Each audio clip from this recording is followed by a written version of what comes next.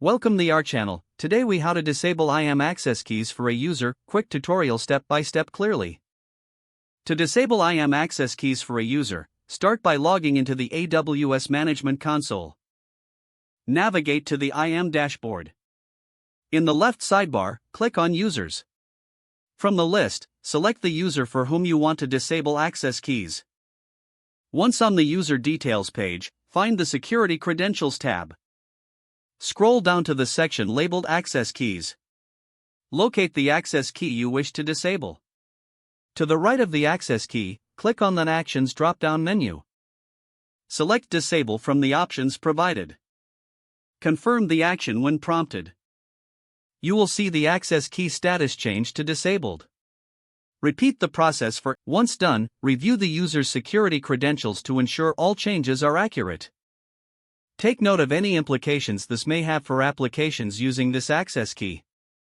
Log out of the AWS Management Console when finished. If the page does not load, refresh the browser or try again in a private or incognito window. Make sure you are using the correct email address, then retype it carefully to avoid small typos. If your password is not accepted, use the reset option and create a new strong password you can remember. Check your spam folder for verification or security emails, then complete any requested confirmation steps.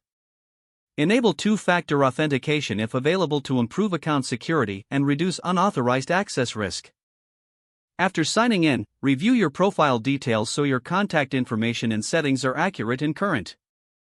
If you see an error message, note it down and try again after restarting your device and internet connection.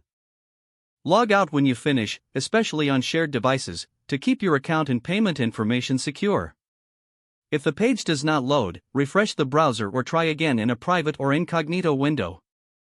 Make sure you are using the correct email address, then retype it carefully to avoid small typos. If your password is not accepted, use the reset option and create a new strong password you can remember.